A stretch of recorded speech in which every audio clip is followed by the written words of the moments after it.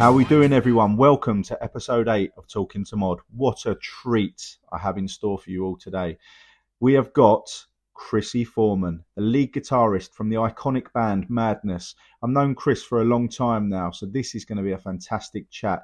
So ladies and gentlemen, sit back, relax, get your popcorn, open a bottle of wine, have a cup of coffee, whatever you do to relax, and listen to episode 8 of Talking to Mod with Chrissy Foreman. Enjoy.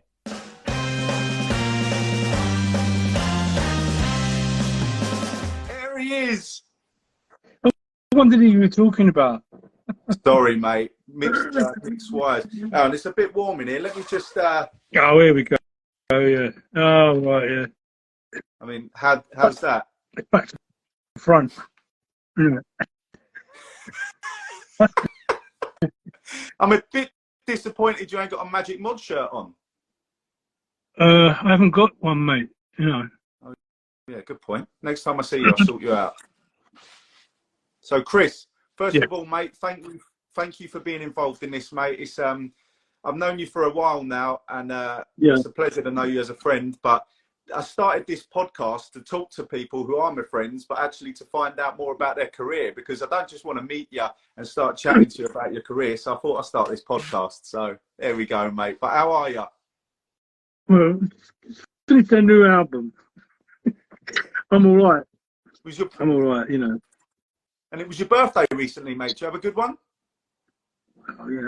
I don't really, you know, get to my age. You know what I mean? 67. You know what I mean? And it's sort of, you know, it's still alive. That's the I didn't do much, no. I went out for a meal with the wife and my various children.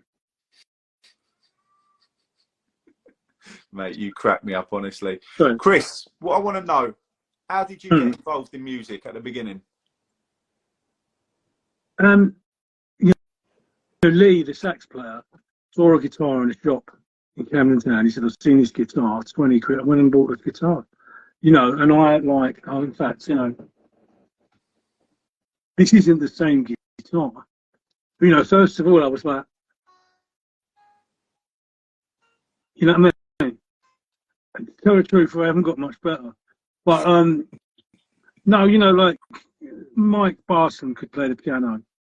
So he'd play a song and it'd be like, G. You know, after a while, worked out, and it's G. And then, you know what I mean? Life became, you know, I taught myself how to play it, really. By listening to old records. And I bought this book. I had the book here somewhere. I bought a book that was really good because it had photos of where to put your fingers, you know. Because a lot of those books, they have like little lines and dots, and you don't, you know, who's got time for that? So that's how I started the music going.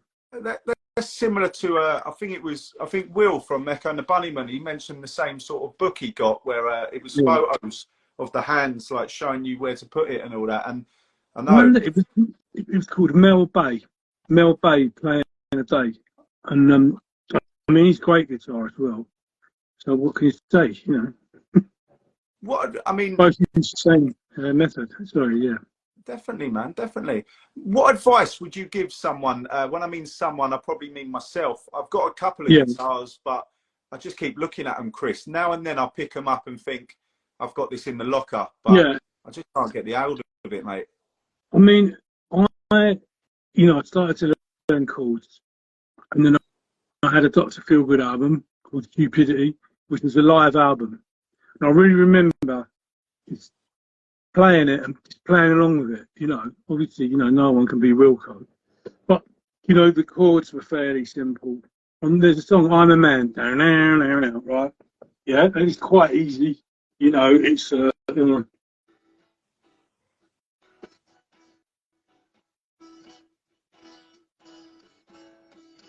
that's just like, I don't know, it's a bit hey, and then I don't know, then you take things off. Don't really know the chords. But, you know, I played that, you know, just for hours and hours. That and some of the other songs, and that's how you learn, by finding songs you like, you know, and trying to play along to them. So next time I see you, you're going to give me a lesson, yeah? Well, maybe. You teach me a magic trick. Right. Do you know who said that to me? Steve Craddock, when I was down at Weller's. Yeah. I asked him the same thing. I said, could you teach me how to play guitar? He said, you have to teach me a magic trick. So I showed him how to do a magic trick. He taught me the chords from There She Goes by the Lars. And oh, right. Yeah. I couldn't get a hold of it, mate. Like, I will just stick to magic and just enjoy it. No, you obviously got very talented fingers, so you know. No, you know what I mean. You've trained, you know.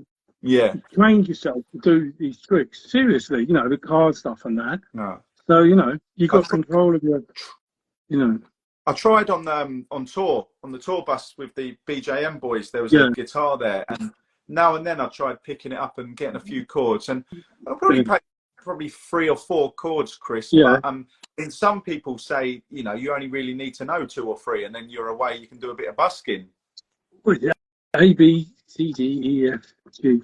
That's it, isn't it? I think. Well, then there's A minor and A diminished. You know, we don't go into all that. Aye. Diminished stuff. You know, Mike Barson, he sends me things. He puts A August 6th. I'm like, you know, it's August the 10th. No, you know, I don't really know what it means. And then actually, there's always somewhere you can say, oh yeah, you just change that note. It looks quite frightening, but it's not, basically. Well, mostly not. You mentioned a little bit about an album, a Dr. Feelgood album. Do you remember the first record you ever bought, though, mate? Because I know you've got a big collection of records. I mean, when I was a kid, it might have been the Beatles. I Feel Fine. I Feel Fine, and She's a Woman. You know, it was an A and B, both brilliant. You know, and I had this little record player. And you know, they are record players. You know that? Yeah, of course you do. Of course I do. You know, come on.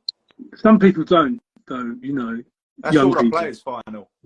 Yeah. I mean, that was about, I think, first, you know, record.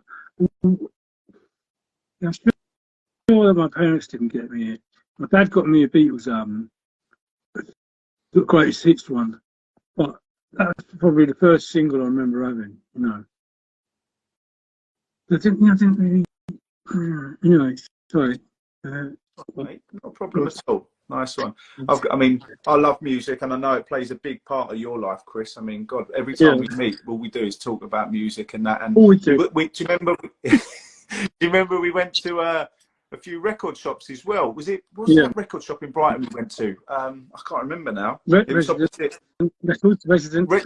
the one. That's the one we went in. We went in there. Yeah. And I bought Weller's CD. That's it. And what is it you said to me? I don't know. He's really good, that Paul Weller. He is really good, you know. And I always buy his records. I buy them. I never used my showbiz connection to, you know. I've got a free one once. He gave one to Lee from the Floorboards Up. I kept thinking he's sitting around here somewhere, and he signed it. Signed it to me. It was really nice. No, what you could on eBay for that? Anyway, of course I didn't. It's a treasured possession. Great. No, he's brilliant. And of course, I know you've played alongside him as well in many events. And am I right? Yeah. My memory's not as good as it used to be. During COVID, you've done a bit of filming. Was it at the Apollo in London or the Royal Albert Hall? Oh, the Palladium. It was. It was this sort of convoluted thing, but there was a plot with, you know, we've got Charlie Higson involved, you know, and he wrote this story about this character, you know, that's wandering around, ghostly character. And I had this idea of us being in Mike Barson's house, you know, so we built this little house or this room. So Mr. Weller, very kindly, he turned up to audition for the band, you know, and you know, he didn't really. Actually, when the jam started, we'd heard there was this band doing Motown songs, you know. So me and Mike Barson thought we'd better go and see what's going on. And it was the jam. And of course, you know, they weren't anything like what we were doing. They did Heatwave. They used to do Heatwave. They were great, actually. Yeah. I remember that. If I'm not mistaken, he sung "The Harder They Fall," wasn't it, on that? The harder they come, yeah. That's it. That's Yeah, it. the harder That's it. they fall, Yeah. the harder they come, I mean, yeah. listen, as he said, I'm still a youngster, aren't I? But no, I enjoyed that a lot, mate. I enjoyed that a lot. And obviously, you're still smashing out the shows. I see on your Instagram, you know, while the band are still playing, you're there with your phone filming the crowd. Yeah, you know, I've got to do something. Well, it's in the song "It Must Be Love." There's an a cappella bit, which was my idea. We all stop playing and they all just sing, and it's lovely, you know. I started thinking, oh, you know, so I've got hundreds of film of audience singing it. I was going to join them all together one day, you know.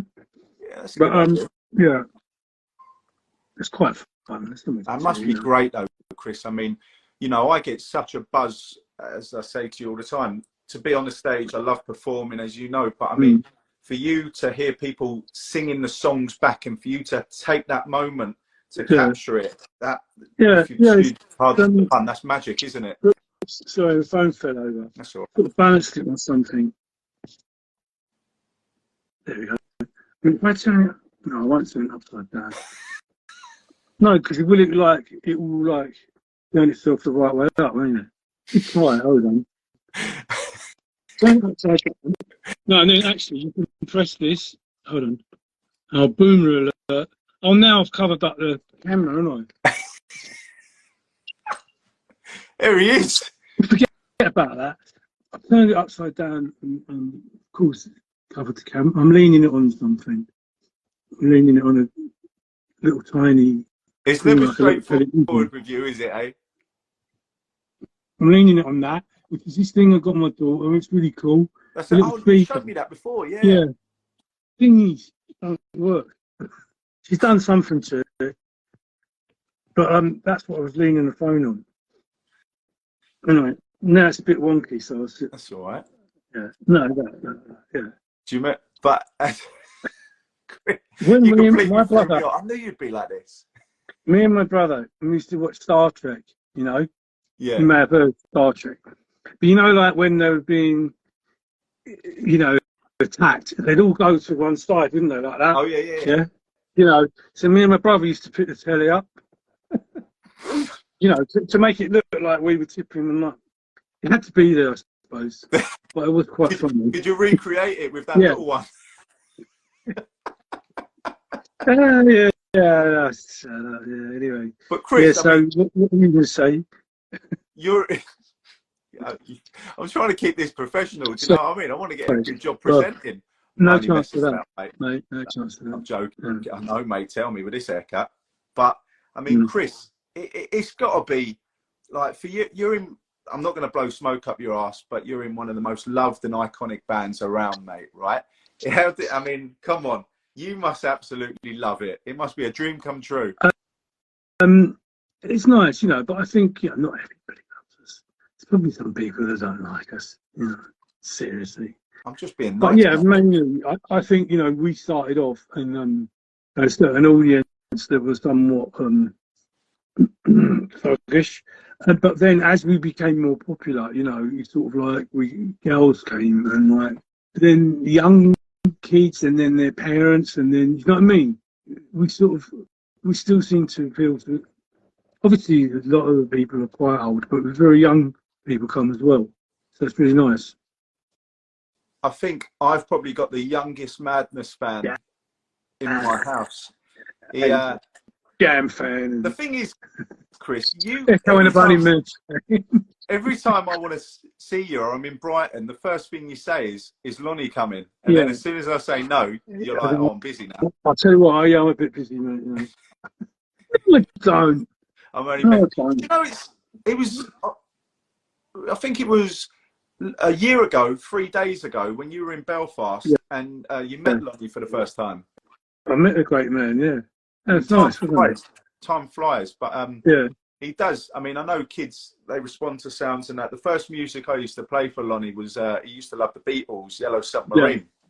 But the more I started playing a bit of the jam, the specials, and even Madness, he favourite Madness song, right, is Night Boat to Cairo. When he does it, he proper does a little jam. But every time I try and get the camera out to film it for you, he can't get it. Yeah. But I mean, listen, mate, good music. Everyone listens to it, doesn't it? Yeah. Do you remember? Yeah. Do you remember one of the first shows you ever did with Madness? Yeah. I don't know. I think actually, we've done a lot of things. We played in people's gardens, and do you know what I mean? We've done a few shows, and we were called the Invaders, and then this other band came along. So Mike Barker said, "Oh, we'll be called Morris and the Miners," which is dreadful.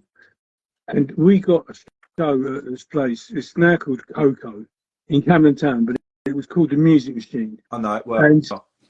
And somewhere, there's a poster on it. There's this group called Sore Throat, who were like mates of ours. We were on with them. And he says Sore Throat and Morris and the Miners.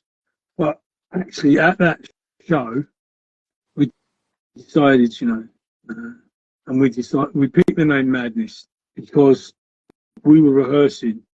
And I mean, Woody told me, the drummer, he said, "How about a song from a set?" And I went, "Oh yeah, Madness," as a joke, and that became our name. But the reason I remember that show is that old Chaz, he's not in the band now, but then he's like, mate, and he used to get up and dance, and he sort of got up there, and then he didn't stop, and he was so good. He was so good, thought, right, and he sort of joined the band. So, that was, so I can really remember that, because it's like the first Madness, show. And it was like 1979. Yeah, it must have been, I think. Yeah. And then when you started to, obviously you're together, you're doing your shows, when you started to release your first bit of music out there, right? Obviously it's totally different to what it is now. Bands can just press a button and it goes on to either YouTube or Spotify. But what was it like? How hard was it for you guys to get music out for everyone? Well, we were lucky, because the specials came from Coventry, and back in those days, there wasn't any like YouTube, there was nothing, it was just the radio. And we'd heard of them, and we thought, they're doing the same thing we are, like old reggae and stuff, and ska. And they came to London, and Suggs met them. And because they were such a phenomenon, Jerry Dammers, he had his own label called Two Tone. Yeah. And we played in this terrible, cassette. And he's like, and we went and recorded it, put it out on Two Tone, and, here I am. It was incredible. I mean, we were number 60 in the charts, and Top of the Post put us on, which is sort of unheard of, really. I was just watching the Wham documentary, which is very enjoyable. I started watching that. Yeah. And because you sort of think, it's a bit like, his mum's black book, but it's the night, they were great, Wham. They were great, and it's a nice story. But the same kind of thing happened to them. They put a single out and they didn't get anywhere, and then I don't know if this will spoil it for people. They put another one out, and they slogged up and down all these clubs, and they suddenly got this phone call. Somebody's pulled out, can you go on Top of the Pops? And they were number 42, which isn't like we were 62 or 60. We were like really, way out of the top 40, But that obviously really helped. And we were good as well. That helped. Love that, Chris. Love that. You mentioned you mentioned the brilliant band, the Specials, and obviously Terry Hall, God bless him. I was going to mention this. There's a fantastic photo of the Specials, Madness, and if I'm not mistaken, the Selector as well, sitting on Brighton Beach. Oh yeah. I was going to have it. I had it on my iPad, but Lonnie's watching Baby Shark downstairs with it. But I mean, fair enough. That's more important. I mean, we did this incredible thing for the two-tone tour, and it was all three bands, and it was like amazing. And it started in Brighton. You know, we came down to Brighton, and there's this photographer, very well known, guy called Chalky Davis. You know, and somehow he managed to get everybody there and in that photo. And I mean, it sort of like as the tour went on, they sort of picking order, you know, well, not picking order. The selector went on first, and then we went on because we'd had a single, you know. So, do you know what I mean? They hadn't had a single album, and the specials, of course, were on last. But I mean, everybody, you know, as soon as the doors opened, it was full. Do you know what I mean? It wasn't like, you know, I was support acts were on. It was just full and mad for all three bands. Anyway, as the tour went on, the selector put out on my radio and it went up, you know, and suddenly they're like higher than we'd been. So it got a bit like, you know, well, you know, maybe they should be higher than us. And then One Step Beyond came out and bang, you know, number 3.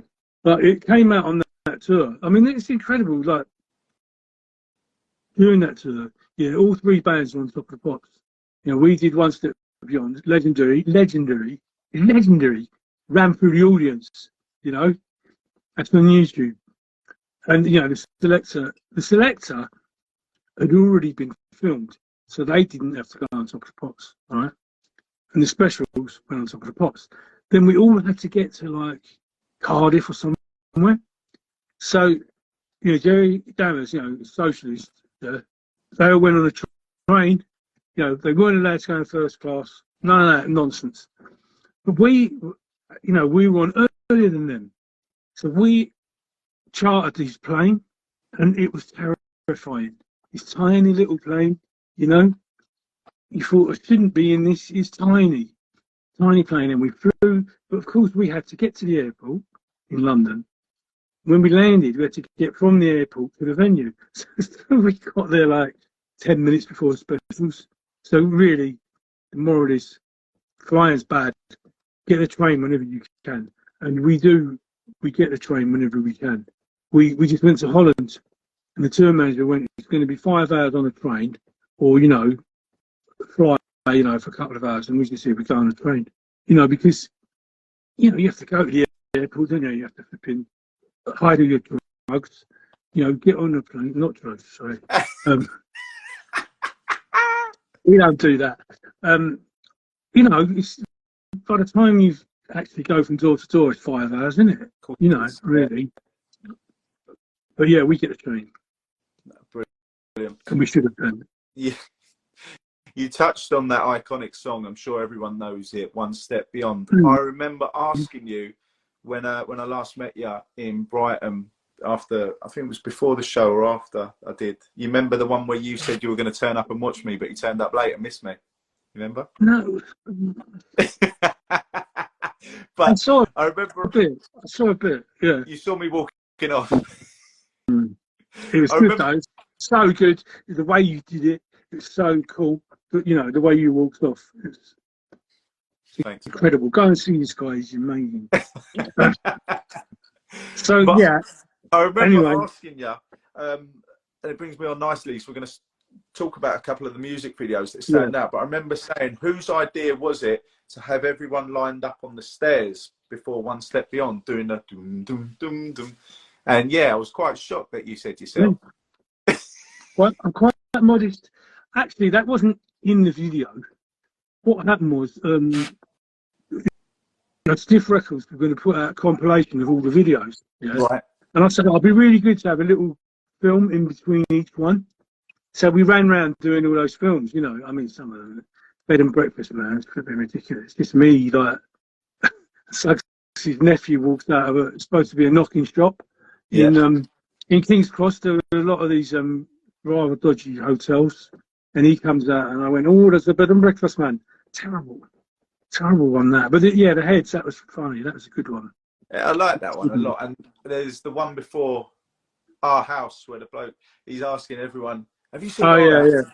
Seen Our That's House? one of mine. That's Chaz, yeah. But that's Chaz in character. It's very good. Watching the song Madness earlier, and filmed in the underground, and it just looks like you're causing havoc.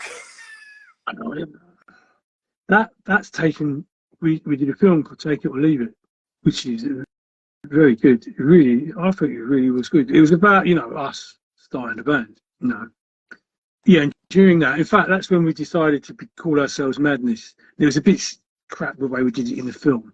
We should have just done what happened in real life.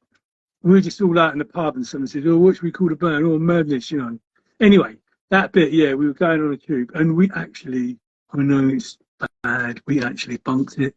We actually really did jump over the barrier, and you're not allowed to film on the tube. You're not either. Give it to the man. Power to the people. Yeah. We just got, that's the way things used to be done. We used to do videos with like one cameraman and like that, it's just a guy, with a camera. We went on skanked in the tube and flipping off we went, running around the tube, It's so funny. As I said, that was watching it earlier, and when you were jumping over the ticket barriers and all that. Because Woody nearly falls. Goes, yeah, that's it. The last, it happened so quickly, but someone nearly stacks up at the end. Yeah. Brilliant. Yeah, we did. Yeah, we did. Who do that these days? What bands do that these days? You know what I mean? They just wouldn't do it. All these rappers and that, they wouldn't do it. No. They wouldn't do it. Definitely. They probably not. Have you got a favourite song that stands out for you that you're really proud of? Oh, it's always the one you just written, isn't it? Yeah. I mean, I've written a song called "Run for Your Life," but it's going to be on a new album. A new album. That's the one you played to me. Do you remember? Yeah, vaguely. Yeah, I did. But I like that. But I think people say, "What's your favourite?" And it's the Prince. The first single. Something about that. About that song that I really like. I like playing it live, even after all these years. Brilliant. Have you got a favourite venue? Because you've played in some of the most iconic venues in the world, mate. Not only the UK, but all over. And I mean, have you got one that stands out for you that you just love going back to? I mean, I like the Brixton Academy. Beautiful. I mean, these days we're on that sort of stadium level. I think we never wanted to be on that level. And like in the 80s, we used to do it. It was ridiculous. We'd maybe do 2 UK tours a year. Going up and down like 20 shows. So we'd go to Hammersmith Odeon and we'd be on for about a week because we didn't want to do Wembley Arena. We just thought that was all Duran. It's their sort of game, but really, of course, they were clever because obviously do one Wembley Arena, and you're going to earn a lot more than 7 blooming. But we liked that, and then when we came back, we suddenly at arena level. I mean, we really are blessed that people like us enough. We're doing a tour this year, and it's selling really well. Some of them are sold out actually, but I think one year I said, "Oh, why don't we go like?" One year we did a load of smaller venues, and I was thinking, "Why are we doing this?" Even though I wanted to do it, But it was fun doing, smaller places. I know exactly what. Well, I don't know what you mean because I haven't played like Wembley. You must have done big places, but I do know. I do know, a lot of people have said that, they prefer like the intimacy of having the crowd right in front of you and just feeling part of it. And obviously, is the main one we're going to talk about now, though. This is the big one, for people who follow you on your Instagram, and I think you put it up on Twitter as well. Let's talk about the iconic, the iconic pictures with Big Gaz. I say, them, man. And, I'm trying to put a bit of business his way. I mean, he's quite funny.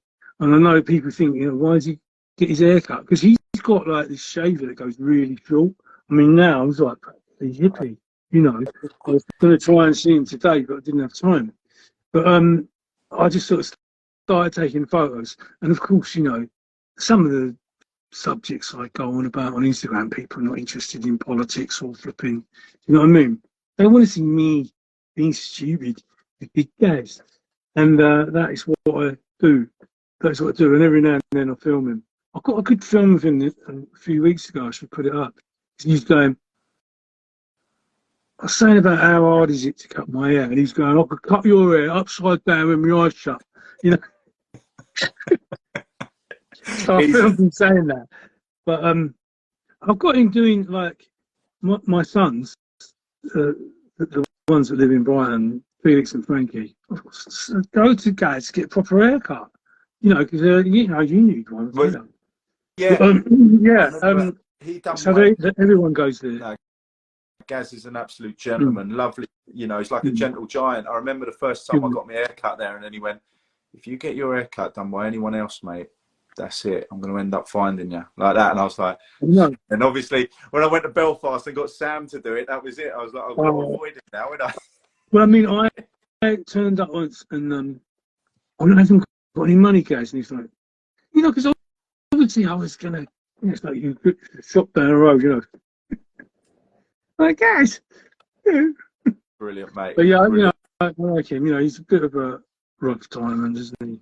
No, he's lovely gentleman, mate. As I said, he's one of the good guys. I'm gonna have to throw this in because the missus mentioned it before I let you go, Chris. I've got to talk about. I've got to talk about that bike you've got, right? Yeah. And when me and you walked up to Brighton station, right, and then you were like, "Get on the back, son. I'll give you a lift down the Gaz's shop." And I was like, "I ain't getting on the back of that." Ended up on the back, and yes, you shouting out, "We are the mods! We are the mods!" Well, it's not really a scooter, is it? Yeah, I still, you know, I dusted that down recently, but it's enjoyable riding around a bike, you know, because everybody they go, "Oh, it's electric," but the thing weighs a ton, and like I should have got a more powerful motor, but you know, if you get a more powerful one, you have to have a crash helmet. You have to. Well, that's what I was told. I should have just got one. But you know, I've got to say that we've done a new album. And I was going to bring that. Oh, you were? I thought you said that was your last. No, I had a couple. Chris, listen, I'm taking this professionally, son. Oh, right, sorry. No. We'll get on with it and start being professional.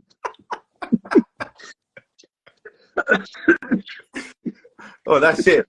Paul Weller ain't going to come on this now, is he? Weller, what's I going to show you? I'll show you some of my things. It's like Aladdin's cave up there. Oh, have a word. Jingle jangle, jingle flipping jangle. I've got this one for being like, you know, the best guitarist in Madness. Got this one being the best singer. I've got this. Look how many I've got.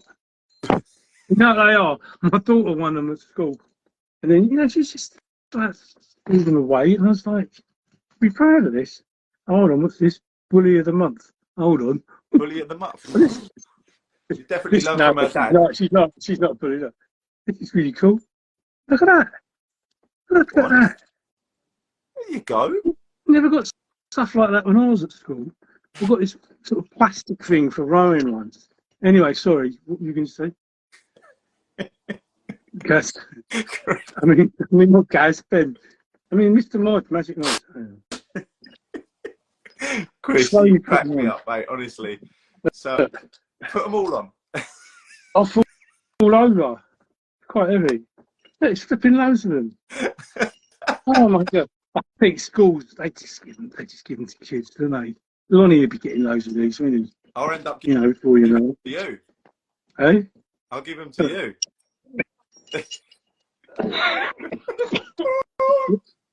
So, anyway, sorry, what were you saying? I've forgotten, mate. I've honestly forgotten. We were going to talk about you've got a new album coming out. Yeah, but he doesn't talk about that, you know. So, it is funny, right? It is really funny. Sit up properly, you. Yeah.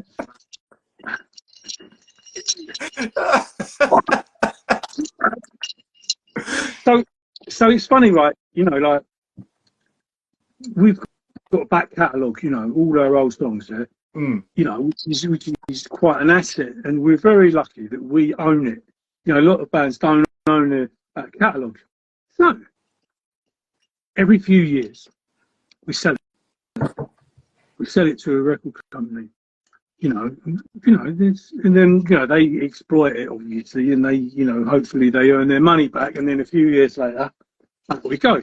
So usually they'll go, "Oh, we'll give you some money for a new album," Do you know what I mean? Like, so got this money for a new album, and it was in this period that I like to call BC, before COVID. All right, so they gave us some money for this album, and then everything went a bit crazy.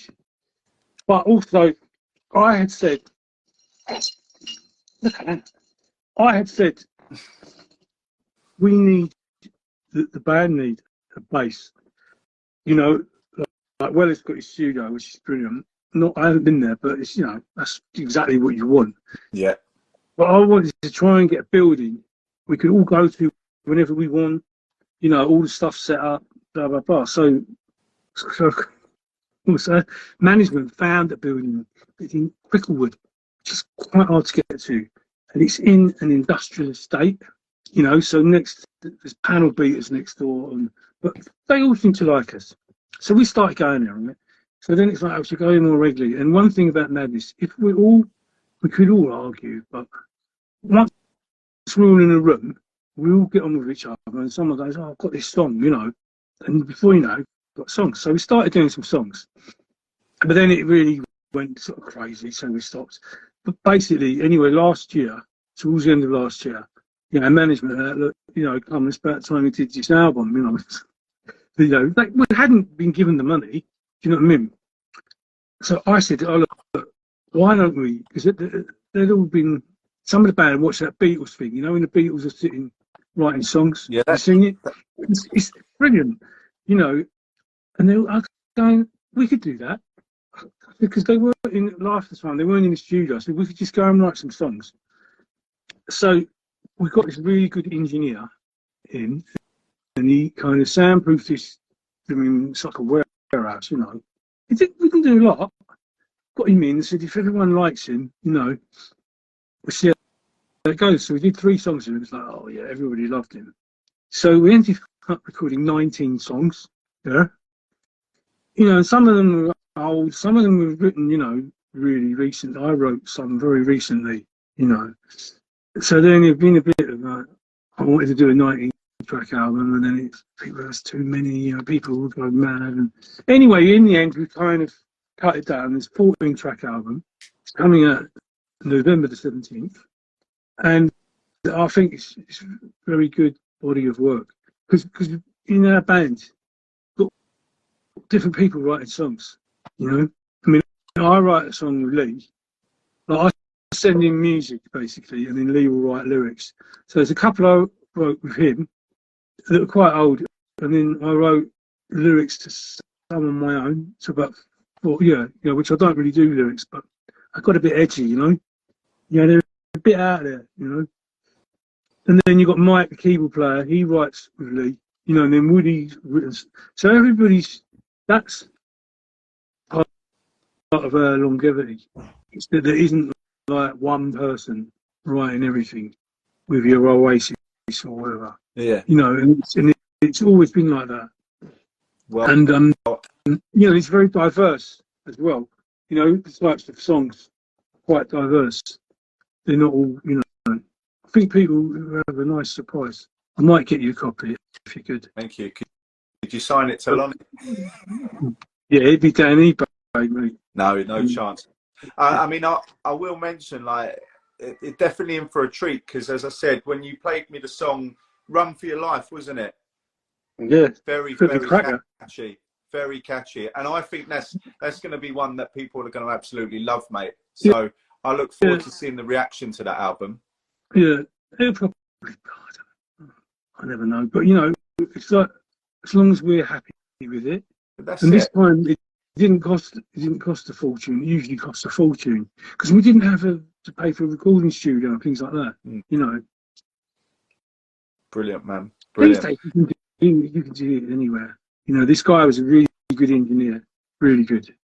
He's a musician, you know, because he'd go to me, oh, that's an augmented. And I was like, what? And he'd come on the piano, look, play that note. Ding, ding, ding. Oh, yeah. You know, Matt Gillespie, he's going to go far. He's the new, who's that guy with the Beatles? Oh, yeah. Beatles. Oh, come on, everybody. Someone put his name on. Anyway, him. George Martin. He's the new George Martin. I reckon. I rate this kid to... Well, I say a kid, he's not that young, but to me, everyone's a kid. I can only imagine what it's like when you're all together in a recording studio practicing, and I think you got to stick some cameras on the wall there, mate. I tell you, be gold. The process was interesting, right? But what we did, everyone's got these songs, and they're so finished. We just sat down and we went, right, we listened to everyone's songs, and we did a big list, you know, and we slowly went through them. But yes, because I thought, oh yeah, I'll get our people from management, you know, down to film us. But it was like boring. Was it? Because you have headphones on, and then in the end, sometimes you do a song, and there'd only be three of us. It wasn't like it's all like, hey, we're the Beatles, you know. But it wasn't like that. Yeah, the way they recorded the Beatles was different. Because, you know, Mike Barson, for example, his keyboards were plugged into something. You know what I mean? So you couldn't hear it, if you know what I mean. There's a few occasions I've filmed some of them. Some of them are on maybe Instagram if anyone wants to look. Go back to last year. I filmed a few bits, but yeah, generally wasn't that fascinating. Really. You'd love it, man, honestly. Yeah, what's that? That's a £100 coin, isn't it? I was going to try and do a magic trick. Look, see, you can do all that, can't you? You know, where's it gone? Where's it gone then? There, look. What trick do I know? I haven't got a pencil. Oh, you're actually. Oh, hold up. Look at that. Look at that. Look. What do you do when you do? Oh, I don't know. I forgot my trick. So, Chris, it's honestly, mate, I've loved it tonight. Yeah. I mean, first of all, it was going to be 8 o'clock, then it was 7, then it... I've got a flipping WhatsApp. Got a WhatsApp and I sent it to you. And I said 7 o'clock, and you said, all right. That's what. I tell you what, it's terrible. I want to watch something. I'll tell you at 8. You know, because then I've got to bed. That's what having a kid does to you, though, Chris. I can't remember anything these days, mate. Honestly. Well, can you imagine how many children I've got? I've got 4, right? The oldest one is 40, or he's nearly 47, right? Now he's got a son who's my grandson called Alfie, and he's a genius. He's going to go to he's at uni. Alfie's 20. My son Frank is 20. I'm married very young. I had children when I was very young. Yeah. He's 47. And then Felix is 30. You know, he's getting on. Frank is 21, and my lovely daughter is 17. She's a chip off the old block, unfortunately.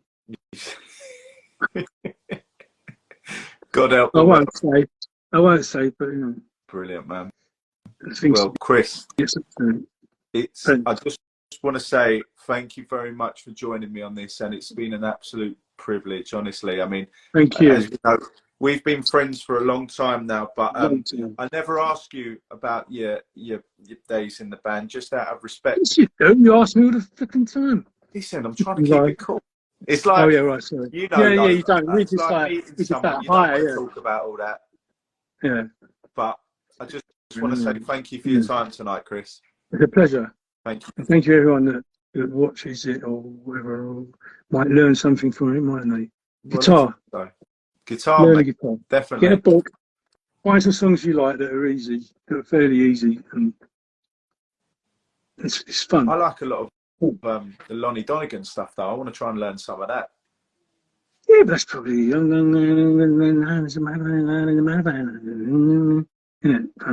what was that? I got old, I got timber. What's it called? Rock Island Line. Oh my God, Chris, you're doing that song no justice, mate. I hope And that's again, not I'm on the next album. polishing all my medals now. Look, Is that your singing Lonnie look at Donegan that. album medal? I have my awards downstairs. It's a bit of a shame, isn't it? Chris, I've got to mention this, right? The missus said as well, you've got to mention this. Mate, you have got more gadgets in your house than 007, right? I've never walked past, I've got to say this, your toilet seat comes up why? automatically. Don't tell everyone. I've never seen anything like it, mate. It was the Japanese ones too expensive. I've never We went to Japan and they go up and they wash your, Yeah. Ujima flips. The thing is, and halfway through, them. halfway through me doing my business, the lid went back down. All right. No, it's essential. It's sort of like you get a bit used to it though. So I go to a hotel and I'm like, go sit down and the flipping lid's still down. You're standing there for half an hour. Yeah. End up using the bath. Anyway, yeah. Chris. What a beat day. I've done that. I did that in France. I thought, what's this thing here? Chris, thank you very much again, mate. And I look forward to catching up with you soon. I'm over in a couple of weeks' time. I'll message you, and I think we're going to go to Brighton, and it'd be good for you to see. It'd be good to catch up. Yeah, definitely. All right, bye-bye. Bye-bye, everybody. Thank you. Thank you. You take care, Chris. I'll see you soon. And you, right. Bye. Bye, mate. Bye-bye.